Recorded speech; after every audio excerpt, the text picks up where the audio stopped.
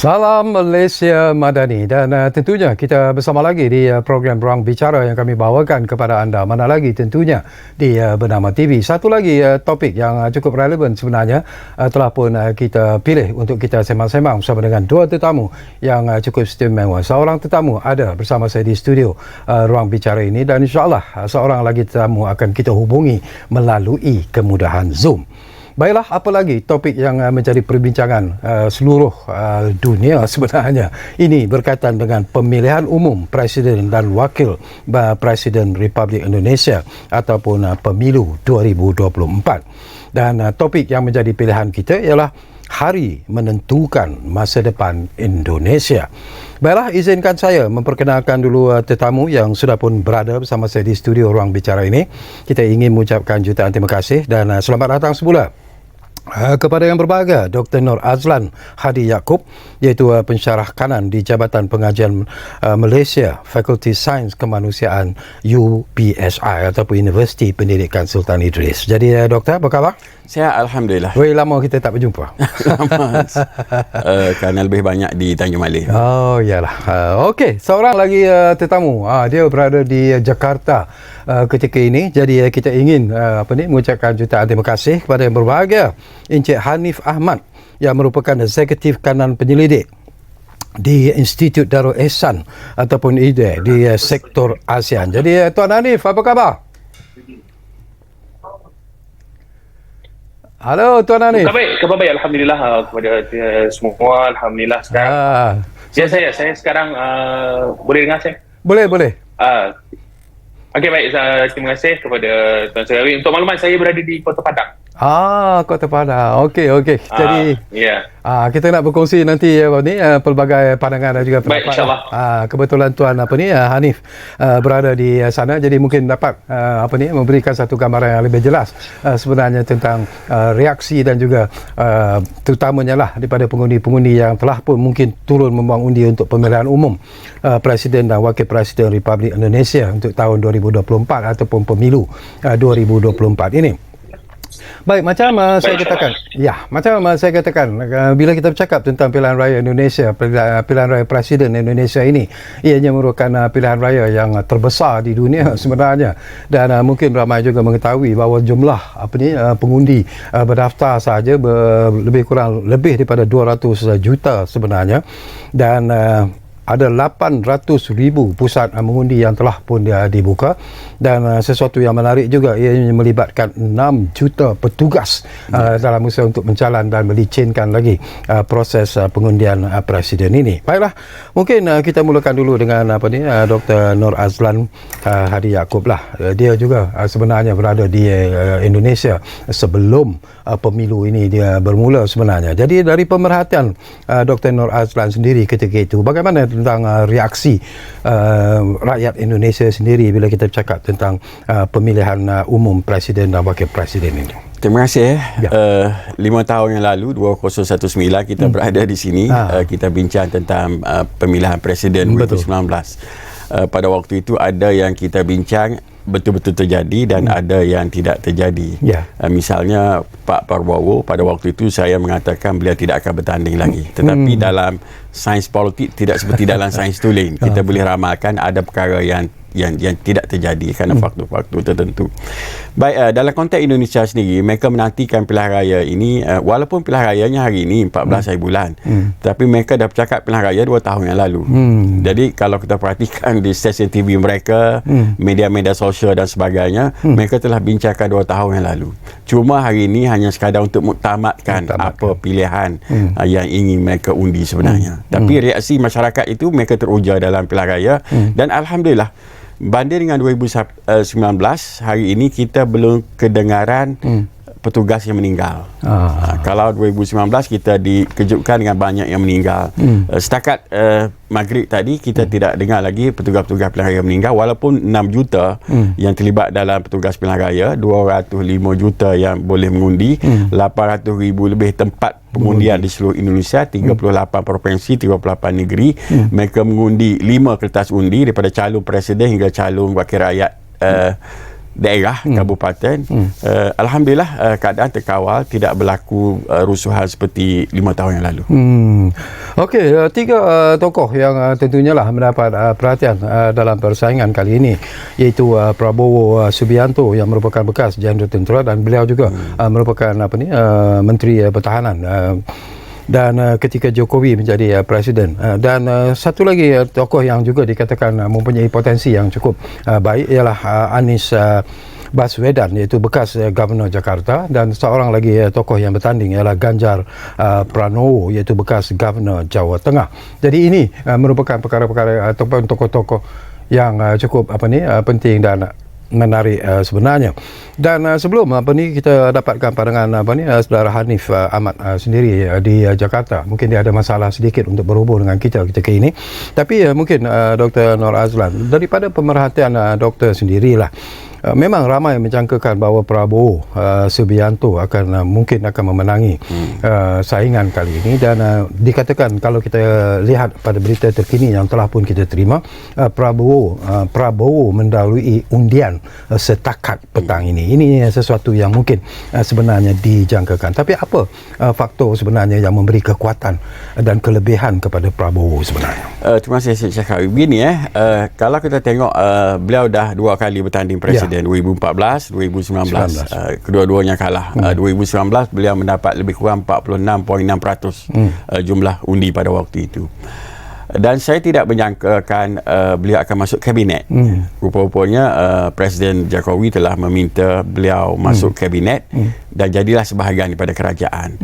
Kenapa beliau menonjol? Sewaktu beliau menjadi Menteri Pertahanan, beliau menunjukkan kebolehannya. Berarti segala tomahan yang ditunjukkan kepada beliau sebelum pada ini, beliau tunjukkan dengan prestasi kerja. Saya fikir ini antara faktor terbesar lah. Yang kedua, Cik Syahkawi, kalau kita perhatikan dalam pilihan raya ini ataupun 3 tahun kebelakangan ini, pasukan Pak Prabowo telah berjaya memberi imej Pak Prabowo sebagai orang yang sederhana. Kalau kita tengok dalam kempen ini, beliau tidak ada naik kuda seperti Panglima Perang, naik jeep besar, tak ada. Beliau lebih dalam bahasa Indonesia sebut sebagai gemoy. Gemoy ni lucu, merakyat. Bahkan hari tenang 11 hari bulan, beliau letak dalam Instagramnya fotonya beliau memakai kain pelikat dan baju t-shirt. Maksudnya beliau digambarkan seorang yang sangat sederhana. Dan kita perlu fahami Cik Syahkawi, Presiden Jokowi menang kerana imej kesederhanaannya. Dan Pak Prabowo ataupun Jenderal Prabowo ini berjaya menunjukkan imej kesederhanaan. Betul. Ada juga pandangan yang mengatakan bahawa dari segi watak Bapak Prabowo sendiri, seolah-olah dia menonjolkan the fatherly figure. Yes, betul sekali. Sebab itu kalau Cik Syahkawi perhatikan dalam debat yang ketiga kalau tak salah, Anies Baswedan mengkritiknya secara keras. Sebenarnya tujuannya adalah supaya beliau tersinggung dan beliau marah. Tetapi beliau dapat kontrol. Dan ini menunjukkan bahawasanya beliau telah berubah dari sudut penampilan. Itu dari sudut penampilan. Yang kedua sudah tentulah, ini saya secara pribadi, begini kita tengok pilihan raya Indonesia bukan soal siapa menang siapa kalah, itu bukan faktor besar sangat kerana siapa pun menjadi Presiden Republik Indonesia, parti mana pun yang menang kekal menjadi jiran kita yang paling dekat dan yang paling baik. Saya fikir kerajaan kita berada dalam suasana yang begitu. Cuma kita nak tengok suasana pilihan raya di tempat mereka, sistem yang mereka buat, cara mereka berkempen, apa yang bagus yang boleh kita contohi di Malaysia. Satu perkara, Pak Prabowo ini yang tidak ada pada 2019, beliau mendapat dukungan sepenuhnya daripada elit tentera. Ini tak pernah dibincangkan di mana-mana stesen TV dan media di Malaysia. Kalau 2014, 2019, walaupun beliau tu bekas Panglima Kopassus. Kopassus ni komando pasukan khusus, Lieutenant General bintang 3. Tapi sebenarnya jenderal-jenderal di atas beliau tidak menyokong beliau 2014, 2019. Tetapi hari ini saya perhatikan lebih pada 90% yang tidak menyokongnya 2019 bersama beliau. Pada waktu itu kita dah bincang di kalangan ahli akademik dan intelektual yang kaji tentang Indonesia, baik di Singapura, kawan-kawan kita di Melbourne dan sebagainya. Kita mengatakan ini petanda beliau akan menang. Yang kedua adalah media. 2019 beliau tidak disokong oleh media. Tapi pada tahun ini hampir semua media bersamanya. Kenapa? Kerana pemimpin-pemimpin media itu sebahagian daripada penyokong Tegarnya hari ini. Itu. Dan faktor yang ketiga sudah tentulah kerana endorse daripada Presiden Jokowi itu sendiri. Jadi saya fikir banyak lagi faktor lain, tapi inilah antara faktor besar yang menyebabkan beliau imej beliau telah bertukar, beliau boleh menang dengan begitu mudah dan sebagainya. Cuma dalam survey semua orang kata dia menang. Cuma orang tak berani mengatakan sama ada beliau menang mudah atau menang dalam susah. Maksud menang mudah, menang satu putaran. Apa maksud menang satu putaran? Sistem di Indonesia, sesiapa nak menang, dia mesti mendapat 50.1. 50%. Betul. Itu dia punya. Dan mana-mana survey yang dibuat, beliau dapat 46, 48, 49 dan dekat dengan minggu bertenang 10 hari bulan itu, ada 3 survey utama telah menetapkan beliau berjaya mendapat 51%. Dan ada yang belum buat keputusan dalam 11-12. Jadi tidak terkejutlah kalau keputusan itu ada pada hari ini, beliau mendahului. Dan kita perlu fahami dalam konteks Indonesia, quick count ini sebenarnya tak jauh bezanya dengan keputusan rasmi yang akan diumumkan nanti. Kalau beza pun 1 hingga 2% saja. Okey, kita nak dapat kepastian juga daripada seorang lagi tetamu kita, iaitu Hanif Ahmad yang berada di Indonesia. Tapi sebelum itu, saya lupalah, saya ingatkan juga kepada penonton-penonton yang mungkin sedang mengikuti ruang bicara kita kali ini. Anda juga sebenarnya kami alu-alukan untuk berkongsi pandangan dan juga pendapat berkaitan dengan isu ini. Jadi seperti biasalah, talian yang kami sediakan kepada anda di 0326979768. Baik, mungkin Hanif, apakah anda sudah bersedia sekarang ini? Jadi ini sudah. Menarik. Okey, kalau kita lihat kepada berita terkini daripada quick count yang telah pun berlangsung selepas saja pemilihan presiden ini dilaksanakan, Prabowo mendahului undian setakat petang ini. Jadi kita nak dapatkan kepastian jugalah daripada Hanif sejauh mana benar ataupun tidaknya seperti apa yang dilaporkan oleh media kita ketika ini dari Indonesia itu sendiri. Keputusannya setakat ini. Baik, pertama Assalamualaikum warahmatullahi wabarakatuh. Salam sejahtera dan selamat petang semua. Terima kasih kepada Tuan Syarkawi dan juga rakan panel Dr. Noazlan Hadi, dan sekarang saya berada di Kota Tengah Padang, dan untuk melihat kepada situasi yang sekarang ini selesai daripada pemilu. Proses pengiraan masih lagi berjalanlah di TPS, di tempat pemungutan suara masih lagi sedang dijalankan sebab mereka ada 5 kotak undi yang perlu dikira, namun telah didahului dengan dua kotak utamalah, terutama kotak presiden dan juga calon wakil presiden yang didahului untuk proses pengiraan. Di sini juga banyak pihak yang menjalankan quick count untuk mendapatkan keputusan secara tidak rasmi tentang siapa yang mendahului untuk pada ketika ini. Kalau kita boleh lihat juga sama juga situasinya di sini masih meletakkan calon nombor 2 Pak Prabowo dan juga Gibran masih lagi mendahului dengan angka 50% hingga ke 60% lah. Dan angka calon nombor 1, urut nombor 1, Anies dan juga Muhaimin juga mengikuti antara 25 hingga ke 30%. Dan sebahagiannya daripada calon urut nombor 3, Mahfud dan juga Ganjar sekitar 17 hingga ke 20%. Tidak jauh beza dengan apa yang kita dapat di Malaysia, apa yang kita lihat sekarang ini. Cumanya pelbagai reaksi daripada lembaga survey yang menjalankan quick count, saya ingat lebih daripada 20, mungkin lebih lagi, juga memberi reaksi lebih kurang lebih antara 50% ke 60% milik kepada presiden, bakal presiden yang dan juga wakil presidennya Gibran dan juga Prabowo. Dan itu yang kita boleh lihat buat masa ini. Dan keadaan masih tenang, cumanya keterujaan mereka menyambut keputusan-keputusan itu sekarang ini mungkin agak sedikit kelihatan lah untuk buat masa sekarang. Okey, saya juga nak dapat pandangan Hanif tentang suasana ketika berlakunya pilihan raya ni, proses pilihan raya ni sendiri. Ada tak berlaku insiden-insiden yang mungkin di luar jangkaan, insiden-insiden yang tidak diingini sebenarnya berlaku semasa proses pengundian itu berlangsung di siang tadi? Okey, baik. Ini perkara yang sangat menarik, dan ini adalah kali kedua keterlibatan saya dalam pemilu Indonesia. 2018 saya di Jakarta, dan kali ini beralih kepulauannya berada di Sumatera. Keadaannya sama, meraihkan perayaan demokrasi ini dengan baik. Usai saya sampai semalam pun yang dikatakan tempoh bertenang itu benar-benar bertenang. Kita tidak lihat apa-apa bendera ataupun bahan-bahan kempen yang kita boleh lihat tergantung ataupun ditampal di mana-mana, memang setenang-tenangnya proses minggu bertenang ini. Dan kemudian hari ini saya bermula agak awal, awal subuh. Kita bergerak kerana proses pengundian yang diberikan kepada pusat-pusat mengundi ini sekitar 6 jam. Iaitu bermula pukul 7 pagi hingga pukul 1 petang, kemudian ditutup dan proses pengiraan dimulakan. Dan saya sempat ke beberapa TPS, tempat pemungutan suara. Saya ingat ada 7 tempat pemungutan suara yang sempat saya singgah, dan semuanya meraihkan pesta demokrasi ini secara aman, hadir dengan keadaan yang agak terbuka, hadir dalam keadaan yang bergembira lah meraihkan, walaupun mungkin ada sedikit ada perbezaan antara mereka yang kita pastikan oleh kerana mereka ini mengundi dalam ruang lingkup mereka sendiri.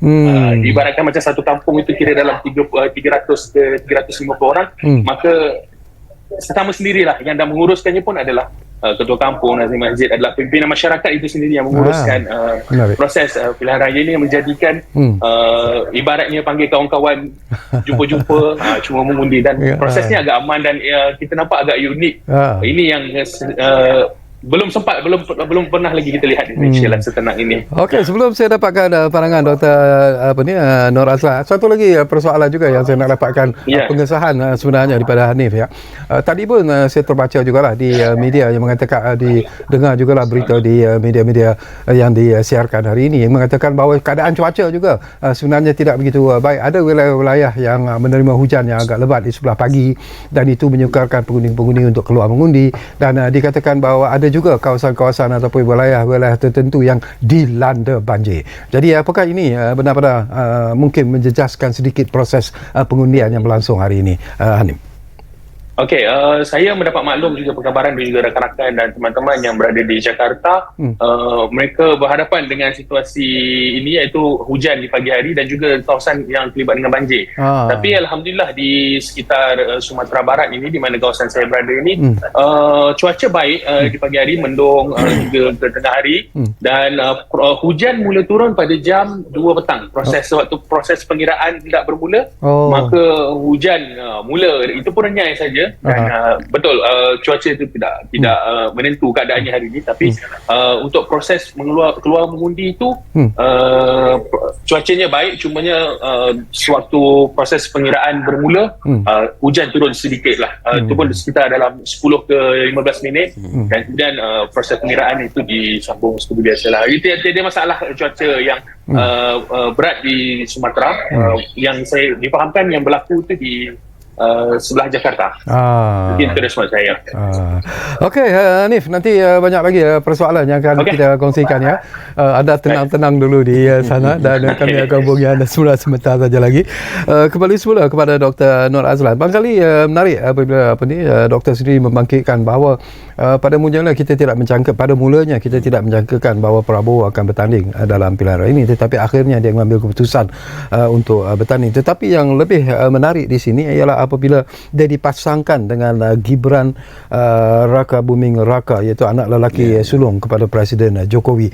Apakah ini satu tactical game yang akhirnya membawa impak yang cukup positif kepada kedudukan Prabowo dalam pilihan raya kali ini? Betul sekali, tactical game. Saya tak dulu, kita 5 tahun dulu kita duduk di sini, saya mengatakan pada waktu itu akan naik generasi baru. Saya menjangkakan yang akan bertanding itu anak Presiden Megawati, nama Puan Maharani. Rupanya beliau tak mencalonkan anaknya, dicalonkan Ganjar. Dan pada waktu itu saya menjangkakan Pak Prabowo tak bertanding, kerana saya menjangkakan kalau kita tengok sejarah politik Indonesia daripada tahun 55, tahun 71, tahun 98, pattern dia mudah. Dia akan ambil orang nombor 2, nombor 3, nombor 4 daripada parti itu dibuat masuk, dan orang presiden parti ditinggalkan. Saya menjangkakan Pak Prabowo itu ditinggalkan. Rupanya Pak Prabowo itu dibuat masuk ke dalam kabinet. Dan itulah membuka peluangnya sekali untuk bertanding. Di situ. Yang kedua, kenapa digabungkan dengan anak Presiden Jokowi, Gibran Raka Buming, yang tahun ini berumur 37 tahun dan sangat kontroversi. Tactical game ya. Yang kedua, daripada pembacaan saya dan bertemu rakan-rakan yang memahami isu ini, begini atas kertas Pak Prabowo sudah mendapat 46% tanpa anak Presiden Jokowi. Maksudnya parti-parti besar lebih pada separuh parti-parti besar tu menyokongnya. Gerindra partinya sendiri, Golkar, PAN tu parti mama dia. Maksud dia dah dapat 46% dalam tangan. Mungkin beliau merasakan tidak secure. Tidak secure untuk mendapat 51%, dan last minute, saya ingat 1 bulan terakhir baru diminta anak Presiden Jokowi masuk. Kerana nama beredar sebelum pada itu orang lain. Ada nama Eric, ada nama apa namanya Ridwan Kamil, Gubernur Jawa Barat dan sebagainya. Tapi ini betul-betul taktikal game. Tapi beginilah ya. Saya menjangkakan begini, kerana kita kena faham Pak Prabowo ni namanya sudah terkenal semenjak tahun 1998. Beliau pernah menjadi stateless tanpa kewarganegaraan, kerana pada tahun 1998 berlaku reformasi, beliau terpaksa keluar dan tinggal di Jordan. Dan di zaman Presiden Megawati dan hujung Presiden Abdul Rahman Wahid, Presiden Ibu Mega menjadi presiden, beliau dipanggil balik dan dipulihkan. Dan dia membuat parti, namanya Parti Gerindra. Gerindra ni dalam bahasa mudah pecahan daripada Parti Golkar lah. Beliau bertanding wakil presiden bersama Ibu Mega tahun 2009, tapi kalah. 2014 dia bertanding presiden, 2019 dia bertanding lagi. Apa maksudnya? Maksudnya beliau gigih. Dan beliau mempunyai penyokong teras. 2014 penyokongnya sekitar 30%. 2019 naik 45.6%. Maksudnya dia dah ada pengundi teras, kerana dia ada 20 tahun dalam politik dan beliau tidak pernah give up. Dan saya fikir ini yang perlu kita pelajari sebagai ahli politik muda. Itu satu hal. Dan yang kedua, apabila beliau menjadi Menteri Pertahanan, beliau buat kerja, nampak kerjanya. Contoh antara yang sering disebut orang adalah beliau membina Universiti Pertahanan. Saya pernah pergi ke universiti tersebut. Dan memang luar biasa. Dan baru 2 bulan ataupun 1 bulan yang lalu baru mengeluarkan graduan PhD dalam pelbagai bidang. Maksud orang nampak karya dia. Satu lagi yang terakhir, kerana masa kita, saya melihat berlaku kebangkitan luar biasa dalam kalangan kelas menengah di Indonesia. Lebih kurang penduduknya 280 juta. Kelas menengah dianggarkan sekitar 54 juta. Apa maksud kelas menengah? Orang yang lebih kaya daripada kita. Orang yang katanya ada 7-8 buah depan rumah. Cik Syakawi pernah berada di sana dalam waktu yang lama, lebih memahami, yang boleh bahasa Inggeris. Saya melihat apabila Presiden Jokowi membuat pembangunan di Indonesia, dan nampak pembangunan itu dalam waktu 10 tahun ini, kalau kita pergi ke Jakarta, nak dibandingkan dengan setengah tempat di Kuala Lumpur, mungkin Jakarta lebih baik. Ada kereta api laju, saya pun dah mencubanya. Ada macam-macam perubahan, jalan tol dan sebagainya. Berlaku kebanggaan, proud dari kalangan kelas menengah. Dan mereka nak pergi ke satu tingkat lagi. Dia nak pemimpin yang boleh ke antarabangsa, boleh bercakap bahasa Inggeris. Dan mereka nampak Pak Prabowo. Ini saya perhatikan dan jumpa dengan banyak kawan, termasuk kawan kita di Singapura yang mengkaji ini. Jadi Pak Prabowo berada dalam kedudukan yang sangat strategik. Kenapa? Kerana pada tahun 50-an, Presiden Soekarno itu presiden yang berjalan satu dunia. Cakap di PBB, pergi ke Rusia, pergi ke China, pergi ke Inggris, itu Presiden Soekarno. Mereka ingin kembali ke gemilangan itu, dan nampaknya ada pada Pak Prabowo. Dan Pak Prabowo dalam budaya Jawa, beliau tidak pernah menjadi nombor 1. Presiden Jokowi nombor 1, dia sentiasa nombor 2. Dan saya fikir itu faktor besar dalam memahami masyarakat Jawa, mengantarkan beliau di tempat hari ini. Okey, saya nak petik daripada apa yang Dr. Nor Azlan sebut. Saya nak lontarkan persoalan ini sebenarnya kepada saudara Hanif. Barangkali Hanif, kita sini nak tahu jugalah, ialah mungkin Hanif berada di sana dan mungkin Hanif sendiri melihat tentang apa sebenarnya yang diinginkan oleh rakyat Indonesia sebenarnya. Apa harapan mereka kepada Presiden baru nanti? Apa yang mereka mahu? Okey, baik, untuk melihat kepada situasi ini, saya berada di kota yang agak berbeza pandangan mereka kepada pilihan presiden mereka pada kali ini, kerana saya berada di kota yang mempunyai pilihan yang agak sedikit berbeza dengan apa keputusan yang sedang dikeluarkan pada ketika ini. Namun demikian, perubahan yang mereka ingin lihat di Indonesia ini pastinya saya tak boleh nafikan berapa rakan yang sempat saya ketemu di sekitar Padang ini, mereka mahukan satu negara yang mempunyai ketulusan dalam pentadbiran, dan pastinya satu pentadbiran yang lebih telus dan tidak mengandalkan undang-undang itu yang dibuat seperti permainan, kalau bahasa mudahnya tidak sewenang-wenangnya diubah begitu, diubah begini. Kalau di sini tu kemahuan mereka tu adalah tata kelola sebuah negara yang baik itu, dan juga bebas daripada cengkaman-cengkaman setengah pihak. Maknanya rakyat itu sendiri bersuara atas kehendak demokrasi, atas kebebasan bersuara sebagai seorang rakyat di sebuah negara untuk memberi pandangan dan menjadikan negara ini bebas daripada segala cengkaman-cengkaman pihak tertentu untuk mengikut kehendak pimpinan tertentu, dan menjadikan undang-undang ini tidak sewenang-wenangnya diperalatkan untuk kehendak sesetengah individu. Jadi kemahuan rakyat Indonesia khususnya di Sumatera ini memahukan perubahan yang seumpama itu, pentadbiran yang lebih telus, pentadbiran yang lebih menjurus dan lebih mencakupi keseluruh rakyat dengan tata kelola negara yang baiklah. Itu yang saya boleh lihat daripada perspektif di kota Sumatera ini. Okey, menarik. Baik, kembali kepada Dr. Nur Azlan. Saya nak petik daripada apa yang disebut oleh salah seorang editor ialah media di Jakarta. Dia mengatakan bahawa apa yang berlaku dalam pemilihan, terutamanya atas pemilihan Gibran, anak kepada Presiden Jokowi, untuk bersama-sama dengan Prabowo dalam saingan kali ini, dikatakan bahawa ianya menunjukkan ataupun memberi isyarat tentang kemerosotan kepada kualiti demokrasi di Indonesia. Apa yang dia maksudkan sebenarnya? Kalau nak lebih spesifik, kita akan tengok majalah Tempo. Majalah Tempo paling kritikal mengkritik Presiden. Perlu difahami, majalah Tempo adalah penyokong kuat beliau sepanjang 9 tahun. Tetapi apabila anak Presiden Jokowi dicalonkan jadi wakil presiden, Bapak Gunawan Muhammad, ketua editor majalah Tempo, menjadi pengkritik yang paling kuat. Begini ada dua isu sini. Satu, saya nak tambah yang Anis sebut tadi.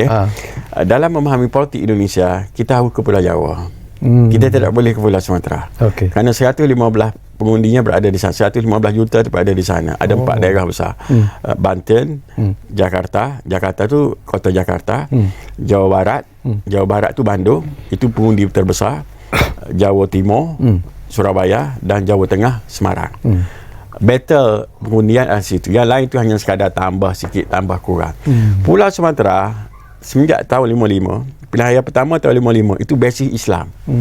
Parti Masyumi sentiasa menang di sana. Jadi Pak Jokowi tidak menang kursi Sumatera. Sumatera 2019 itu pada Pak Prabowo. So kita harus memahami itu. Jadi kita faham orang Sumatera mengundinya bagaimana. Itu satu. Yang kedua yang kita tanya ini tentang merosotnya demokrasi. Begini kita pun bukanlah nak terlalu dalam mencampuri urusan negara jiran. Cuma kita nak tengok dalam konteks kita harus belajar transparansi dan sebagainya. Dalam budaya masyarakat mereka, mewariskan anak jawatan itu biasa. Ada satu ketua parti, billionaire, pemilik media, dia bertanding, isteri bertanding, 4 anaknya bertanding. Pernah kita terfikir tak? Hampir semua daripada parti Islam ada anak dia. Pejuang reformasi yang terkenal tahun 98 ada 3 anaknya bertanding. Itu budaya mereka. Cuma pertama kali presiden yang tengah bekerja meletak anak dia. Yang lain biasa dah berhenti, baru anaknya naik. Itu kena faham tu dulu. Itu budaya mereka. Saya sebut sekali lagi, ada ketua parti yang billionaire, dia bertanding, isteri bertanding, anak-anak tu bertanding. Mana pernah berlaku dalam dunia. Itu kita faham konteks itu. Kemerosotan demokrasi, dan inilah yang dikritik oleh pakar-pakar perlembagaan, ahli-ahli akademik. Dan saya fikir selepas pada ini Pak Prabowo, kalau ditakdirkan keputusan pilihan rayanya berpihak kepada dia secara rasmi, tugas yang paling berat adalah memujuk golongan kelas menengah, golongan terdidik, dan membaiki pelbagai sistem. Kerana sepanjang 9 tahun Pak Jokowi menjadi presiden, beliau belum pernah dikritik sebegini rupa. Ini pertama kali beliau dikritik dalam penghujung pemerintahnya. Dan kemerosotan demokrasi, tapi untuk mengatakan sepenuhnya, kena faham juga budaya dia yang begitu.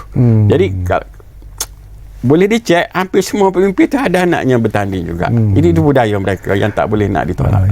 Okey, kita akan berehat dulu buat seketika, dan kita akan kembali semula sebentar saja lagi. Sementara itu, macam saya katakanlah, kalau anda juga mungkin ingin berkongsi pandangan dan juga pendapat, gunalah talian yang kami sediakan kepada anda. Saya ulangi lagi, 0326979768.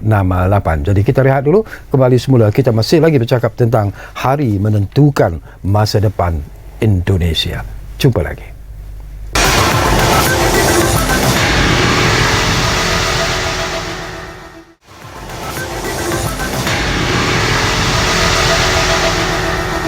Okey, kita kembali semula ke ruang bicara ini. Masih lagi bercakap tentang hari menentukan masa depan Indonesia. Dan tentunya kita masih lagi bersama dengan dua tetamu. Seorang berada di studio, seorang lagi kita hubungi melalui kemudahan Zoom.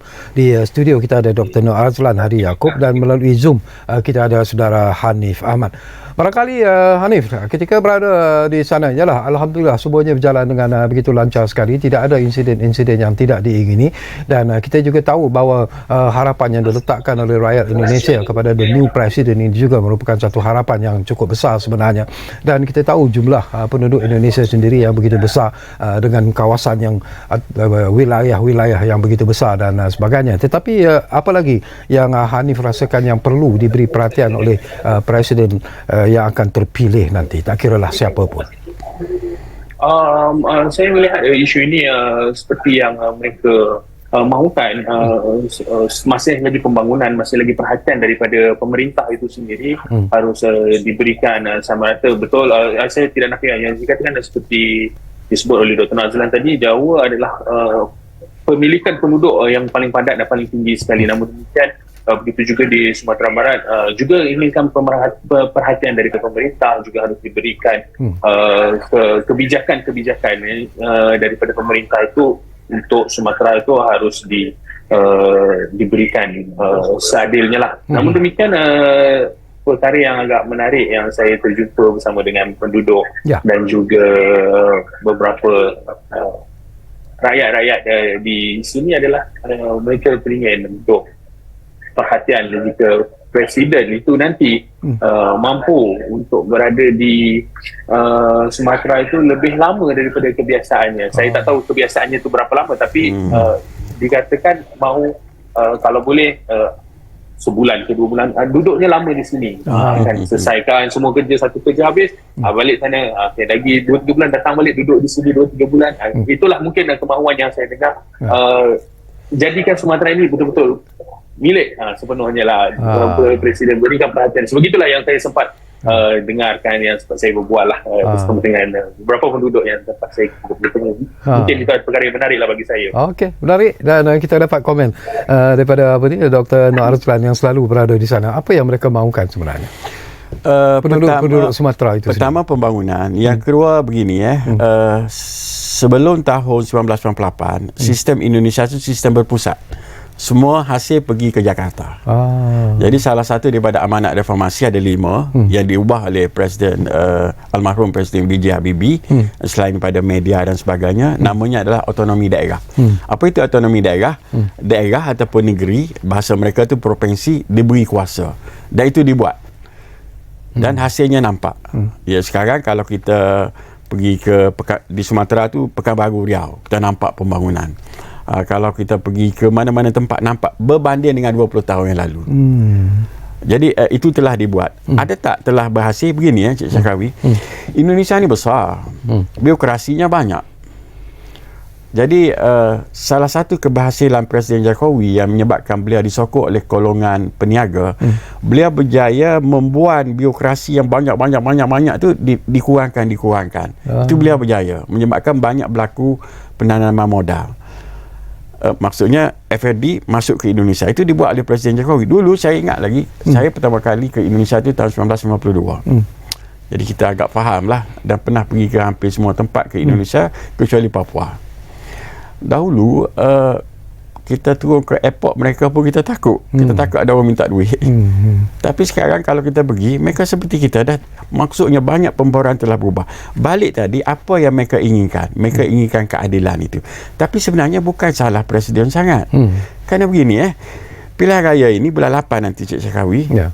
Kadang-kadang kita bercakap pilih Presiden. Ada lagi pilihan lain. Pilih Governor. Pilih Wali Kota. Pilih Bupati. Kadang-kadang Governor yang tak bergerak. Antara Governor yang bergerak, Governor Jawa Barat, Bandung. Kalau kita ke Bandung hebat. Kenapa? Kerana Governornya bagus. Kalau tempat-tempat yang tak bagus, kita tengok governor yang macam mana. Kadang-kadang governor itu tidak satu parti dengan presiden. Jadi sistem mereka sangat kompleks. Jadi saya memahami apa yang disebutkan tadi, dan memang ini antara tugas Pak Prabowo, presiden terpilih nanti, untuk membaiki keseluruhan sistem. Saya fikir yang perlu dibaiki adalah sistem pengurusan. Kita alhamdulillah di Malaysia, bukan kita nak bandingkan, kita negara kecil kan, kita punya sistem pentadbiran awam yang agak cekak kerana kita dijajah oleh British. Nah, ini dibincang di mana-mana. Biasanya negara yang dijajah oleh British mempunyai sistem pentadbiran awam yang agak cekap. So dalam konteks mereka tu, sistem pentadbiran awam bukan tidak cekap, kerana besar negaranya. Dan saya rasa telah dibuat oleh Presiden Jokowi dalam 9 tahun ini, cuma belum terlaksana sepenuhnya. Bila you sebut tentang sistem pengurusan itu sendiri, ada juga suara-suara yang mengatakan bahawa apabila Presiden Jokowi mengambil keputusan untuk mengubah ibu negara daripada Jakarta kepada Kalimantan Timur, itu juga ada suara-suara yang tidak bersetuju sebenarnya, yang mengatakan bahawa mungkin ia akan menimbulkan banyak masalah sebenarnya. Tetapi apakah secara peribadi doktor melihat bahawa ini satu lagi langkah positif yang sebenarnya perlu dilakukan oleh Indonesia, kerana kita tahu Jakarta sekarang ini begitu sesak sebenarnya dalam bahasa yang mudah lah. Ada dua mazhab dalam berfikir itu di pihak kerajaan sendiri. Satu, perlu kota baru, dan sebenarnya kota baru itu soal perlu satu. Yang kedua, Presiden Jokowi berasal daripada Parti Demokrasi Indonesia Perjuangan. Sebenarnya mengikut fahaman mereka, Presiden Soekarno pernah ingin memindahkan ke Kalimantan. Namanya Pelangka Karya kalau tak salah saya. Maksudnya dah ada dalam cadangan Presiden Soekarno, cuma diambil oleh Presiden Jokowi ke sana. Dan dengan alasan pindah ke sana ada dua isu. Pertama, mengikut kajian tidak ada gempa dan banjir. Dan yang kedua, kerana seperti disebutkan tadi, Jakarta dah terlalu padat. Pihak yang tak bersetuju bukan kata menolak kota baru. Antara yang tak bersetuju ni termasuk bekas-bekas wakil presiden, bekas menteri yang berpengaruh. Mereka mengatakan, cuba bandingkan dengan Brazil, cuba bandingkan dengan negara yang ada kota baru, ada yang berhasil, ada yang tidak, termasuk di Kemboja dan sebagainya. Kerana tidak boleh bandingkan dengan Malaysia, kerana Putrajaya dengan Kuala Lumpur itu dekat. Ini satu tempat baru, tapi ke Jakarta tu masih jauh. Maka mereka mencadangkan, apa kata kita bangunkan Jakarta, kita bangunkan juga kota-kota lain setara dengan Jakarta. Baru ini pandangan kedua. Itu lebih pada mazhab. Kita tidak berada dalam kedudukan bersetuju atau tidak kota baru, tapi mazhab ini bertembung. Dan bagi yang tak bersetuju, mereka mengatakan mereka membuat kota baru, buat dulu baru bincang. Jadi dalam konteks Indonesia, demokrasi dah bincang ni satu topik yang sangat besar. Mereka dalam konteks mereka bincang dulu baru buat. Saya tengok polemiknya lebih pada situ. Okey, kembali semula kepada Hanif Ahmad di di Indonesia. Ini pun satu lagi persoalan yang menarik jugalah saya nak dapatkan pandangan daripada Hanif. Sempena dengan pemilihan umum presiden dan wakil presiden ataupun pemilu 2024 ini, apa yang menarik kepada saya adalah pelancaran apa yang disebut sebagai program bantuan sosial. Ini pun sesuatu yang cukup menarik sebenarnya, dan jumlah yang dibelanjakan juga dikatakan begitu besar sekali, iaitu 500 trilion rupiah, iaitu kira-kira berapa, 150 juta ringgit sebenarnya kalau kita tukar kepada mata wang kita lah. Tapi apakah rakyat di sana di Indonesia sendiri menyambut baik sebenarnya program bantuan sosial ini? 1.5 bilion. Ya, 1.5 bilion. 1 bilion, ya betul. Ya. Baik, melihat kepada bantuan sosial ini sebenarnya sedikit sebanyak memberi dampak dan kesan kepada kempen yang dijalankan, kerana ianya ini seperti yang dijalankan kita ibaratkan di Malaysia itu bakul makanan kan. Bantuan sosial ini dia sangat memberikan satu gambaran yang baik, dan kemudian ini adalah diibaratkan satu pertama kali mendapatkan satu bantuan sosial ini, mendapat bakul makanan yang agak lengkap dengan penuh rujinya. Dan itu sebenarnya memberi kesan, sangat-sangat memberi kesan kepada pemberian undi untuk kali ini. Dan pastinya yang terkesan kalau 200 juta lebih pengundi itu, 80 juta adalah golongan dan golongan miskin tegar. Yang ini apabila golongan ini menerima bantuan sosial ini, sudah pasti saya yakin dan percaya 100% tidak 100% tapi saya yakin kebanyakannya sangat terkesan dan ini sangat memberi dampak dan hasilnya itu yang saya ingat keputusan yang boleh kita lihat melalui tahun sekarang inilah. Okey, tadi pun saya doktor ya, saya sempat melihat berita lah, dan saya juga sempat mendengar kenyataan yang dikeluarkan oleh Prabowo. Dia sambil berenang lagi dalam kolam sebenarnya, sedang berehat sebenarnya. Tetapi ialah dia pun mungkin menjangkakan bahawa dia mungkin akan menjadi the next Indonesian President sebenarnya. Tetapi dia juga meluahkan satu statement yang cukup menarik. Dia mengatakan bahawa bukan mudah sebenarnya untuk mengubah apa yang sedia ada, terutamanya daripada sikap, daripada segi attitude pemimpin-pemimpin ketua-ketua parti di Indonesia itu sendiri. Kalau dia mau membasmi rasuah, dia dikatakan sukar, amat sukar dan sebagainya. Jadi apa cabaran yang akan dihadapi oleh Prabowo sekiranya lah dia diangkat sebagai Presiden Indonesia menggantikan Presiden Jokowi? Betul sekali Cik Syakawi, tidak semudah itu. Pak Prabowo dia suka berenang kerana dia tak boleh jogging. Kerana kakinya waktu dia terjun dalam Kopassus payung terjun tu, kakinya kena jadi sebelah tu jadi pincang. Sebab tu dia banyak berenang. Baik, sepanjang politik Indonesia, Presiden Soekarno puluhan tahun digulingkan, jatuh tahun 67, naik Presiden Soeharto tahun 67, secara ofisialnya tahun 71, digulingkan tahun 98. Mereka adalah pemimpin-pemimpin yang kita tak katakan diktator, tapi sangat kuat ke atas dan maksudnya satu komando. Berlakulah reformasi, berlakulah demokrasi. Demokrasi mula dirasakan, tapi tak lama. Habibie 1 tahun lebih, Gus Dur 1 tahun lebih, Ibu Mega 2 tahun. Berlakulah pemilihan langsung 2004, iaitu Presiden Susilo Bambang Yudhoyono 2 penggal. Dan beliau adalah Jeneral Askar 4 bintang. Agak keras juga. Lepas tu naiklah Presiden Jokowi. Baik. Kesemua mereka telah mencuba untuk merubah Indonesia. Ada yang berjaya dan tidak. Dalam bab rasuah tak berjaya. Bahkan ini boleh dicek di mana-mana disebut, termasuk oleh menteri mereka sendiri, bahawa rasuah berlaku sekarang lebih teruk daripada 1998. Kerana ini sudah ada dapatan. Kenapa? Kerana pada tahun 1998 kalau berlaku kebocoran, ketirisan, hanya satu pihak, disebut keluarga cendana. Keluarga cendana itu keluarga presiden lah. Hari ini akibat pendemokrasian, Governor bertanding, Bupati bertanding, otonomi daerah dibuat. Jadi semua orang ada kuasa. Itu yang menyebabkan jadi begitu. Dan mereka tak dapat nak kawal, dan mereka sedang mencari pelbagai usaha untuk menyelesaikan itu. Jadi saya memahami apa yang disebut oleh Jeneral Prabowo Subianto tadi, salah satu masalah terbesarnya itu. Dan yang kedua adalah sistem politik. Kenapa sistem politik? Begini Cik Syakawi, mana-mana parti politik kalau nak stabil, dia harus mendapat 60% sokongan daripada rakyat. Maksudnya 60 partinya itu sendiri. Sedangkan parti Prabowo, saya dah semak tadi, dia cuma dapat 19% saja. Maksud saya begini, dalam pilihan raya ni, satu bertanding presiden, satu lagi wakil-wakil rakyat yang bertanding untuk merebut 575 kursi di Parlimen. 575 kursi ada di Parlimen. Kenapa penting 575 kursi ini?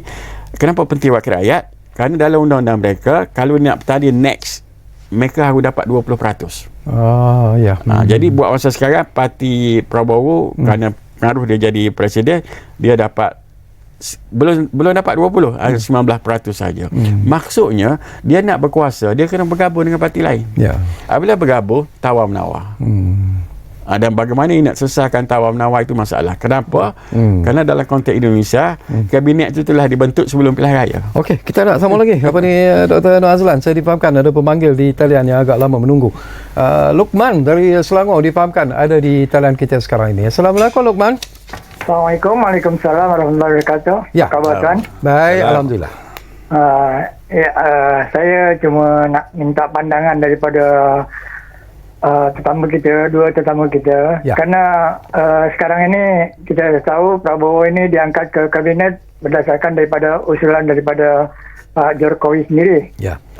Kemudian anak beliau pun sekarang dah masuk di dalam sebagai calon presiden, wakil presiden. So kita tahu bahawa di Indonesia peraturan untuk menjadi presiden adalah 2 kali masa jabatan. Apakah dengan masuknya orang-orang Jokowi sekarang ni, nanti akan memudahkan Pak Jokowi untuk berebut untuk ketiga kalinya pada masa yang akan datang. Karena kaki tangan dia sekarang ni telah berada di kabinet dan menjadi wakil presiden dan presiden. Bagaimana menurut pandangan daripada tetamu kita? Terima kasih Tuan. Baik, terima kasih banyak-banyak. Ya. Apa ni Lukman dari Selangor. Tak tahulah siapa nak jawab soalan ini. Barangkali Dr. Noor Azlan ataupun Hanif pun senyum tadi. Mungkin dia pun nak bagi komen. Sebenarnya dua penggal itu sudah mutamak dalam peraturan perlembagaan Indonesia. Jadi sebenarnya kita tidaklah terlalu dalam untuk mencampuri urusan politik negara jiran kan.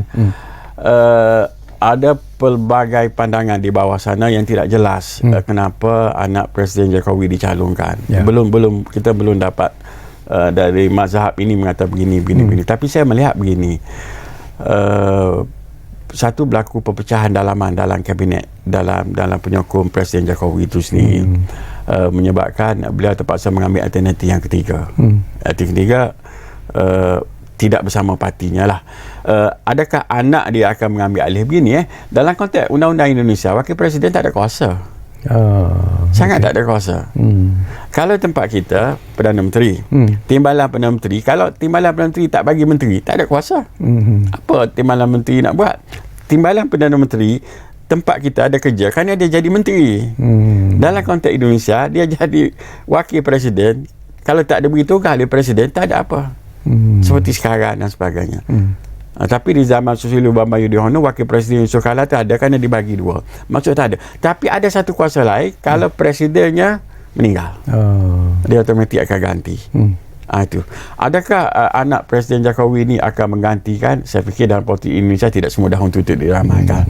Kerana bukan hanya anak beliau, anak orang lain pun nak juga dalam konteks mereka yang sangat. Tapi saya mengambil pandangan yang positif oleh seorang politician yang dihormati. Saya jumpa beliau. Saya kata, kenapa jadi macam ni? Beliau mengatakan pilihan raya 2019 pecah antara kelompok merah kiri dan kelompok hijau Islam tu masih terasa. Jadi beliau mengatakan bergabungnya Prabowo yang mewakili kelompok hijau dan Jokowi yang mewakili kelompok merah, kita nak selesaikan masalah perpecahan. Itu kata beliau. Dan saya boleh bersetuju dalam setengah perkara kerana kita harap kenapa Cik Syahkawi dalam pilihan raya ini kita tidak dengar isu agama dibincangkan. Ya, betul. Dan ini saya fikir satu kemajuan yang sangat baik. Okey, barangkali Nif, anda juga mungkin ada pandangan yang tersendiri jugalah berkaitan dengan isu ini. Tapi saya nak dapat pandangan. Ada juga kabar-kabar yang dimainkan di luar sana dan kita harap ianya tidak akan menjadi kenyataan. Ialah berpolitik itu adalah sesuatu yang sehat sebenarnya kalau ianya dijalankan dengan cara betul dan bersih. Tetapi ada juga kalau matlamat mereka tidak dapat dicapai, mungkin akan ada golongan-golongan tertentu yang akan melakukan demonstrasi dan sebagainya selepas keputusan pemilihan umum ini dimuktamadkan nanti. Apakah anda menjangkakan itu mungkin akan berlaku? Okey, pertama soalan daripada penonton tadi, saya ingat Dr. Azlan telah menjawab dengan tuntas dan saya ingat itu adalah jawapannya. Tepatlah saya ingat menjawab persoalan daripada pemanggil lah.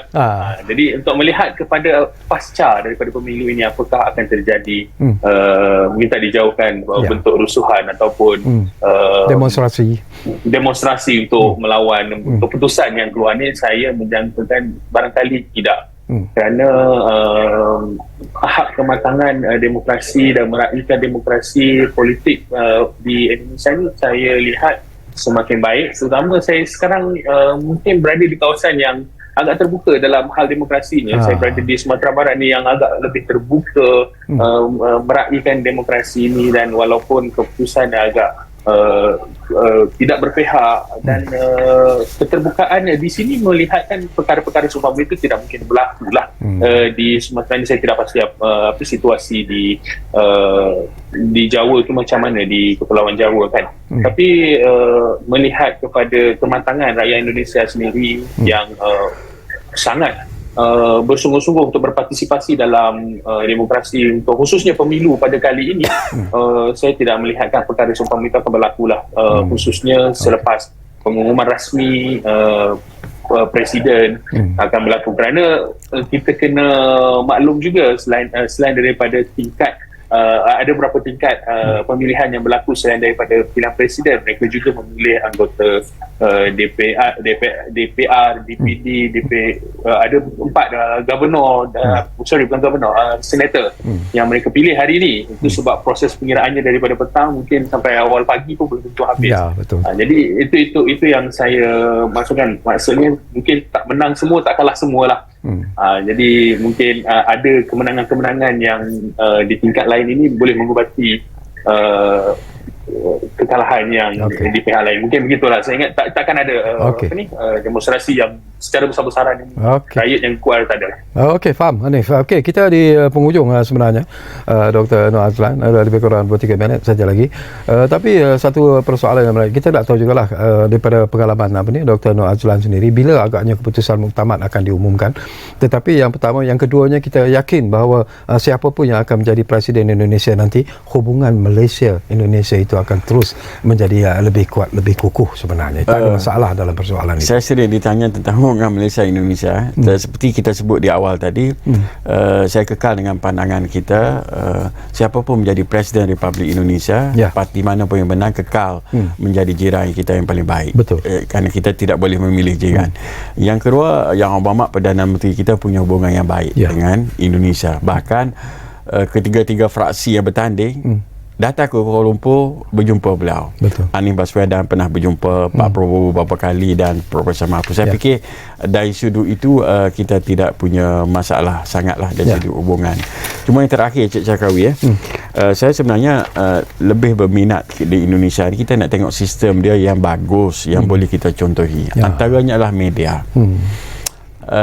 Media tempat mereka itu betul-betul digunakan sehingga semua perkara tak boleh nak ditutupi. Saya fikir ada perkara yang perlu kita belajar daripada mereka. Yang kedua, literasi politik mereka tentang perlembagaan. Nama mereka Undang-Undang Dasar 1945. Di mana pun mereka bercakap ini menyalahi undang-undang. Maksudnya kefahaman masyarakat mereka itu cukup tinggi. Kita tak ada kefahaman itu. Dan yang ketiga, cara kempen mereka ini seperti disebut oleh saudara Anies tadi, dia santai mengundi ni. Kita nak pergi mengundi ni macam nak pergi ada perayu undi, pergi dewan besar. Dia tak ada, sangat santai. Boleh bawa anak masuk dewan, boleh berjalan hilir, keluar masuk. Cuma kita tak boleh tengok dia letak dalam kotak mana. Dan yang terakhir, dulu kita pernah bincangkan, demokrasi yang terlalu liberal tidak menguntungkan rakyat kecil. Akhirnya yang menang adalah pemilik modal, orang yang punya duit. Dia beli stesen TV, sudah dia beli stesen TV, dia membuat parti. Dan inilah sedang berlaku di Indonesia hari ini. Jadi soalan saya sebelum berpisah, bila keputusan 1 bulan lagi. 1 bulan lagi. Dan secara terakhir, bukan kata mengundi hari ini besok Presiden Jokowi dah tak jadi presiden. Dia masih presiden sehingga bulan 8. Bulan 8 ya. Sebab itulah pusingan kedua itu penting, kerana mereka nak buat ketidakstabilan politik sehingga bulan lalu. Adakah benda ni selesai? Tidak. Politik Indonesia tidak semudah itu untuk kita bincangkan. Okey, terima kasih banyak-banyak kepada Dr. Noor Azlan Hadi Yaakob. Jutaan terima kasih juga kepada rakan kita Hanif Ahmad yang berkongsi pandangan dan juga pendapat. Dan insyaAllah kita akan terus bercakap tentang isu ini, kerana ini merupakan isu yang penting sebenarnya. Sesiapa pun yang jadi Presiden Indonesia untuk menggantikan Presiden Jokowi yang sedia ada sekarang ini, kita seperti apa yang Doktor sebutlah, kita mengharapkan bahawa hubungan di antara Malaysia dan Indonesia itu akan terus kekal kukuh, kerana sesungguhnya kalau kita melihat tentang pengundi-pengundi Indonesia yang berada di Malaysia, bagaimana mereka turun mengundi begitu ramai sekali, dan itulah sebenarnya gambaran yang ingin kita lihat dari segi semangat persahabatan, kekukuhan semangat itu di antara Malaysia Indonesia. Jadi terima kasih kepada anda yang menumpukan perhatian bersama kami di Ruang Bicara ini, dan jangan lupa seperti yang selalu kami janjikan kepada anda, Ruang Bicara akan terus berbicara bersama anda dari masa ke semasa. Kita jumpa lagi insyaAllah.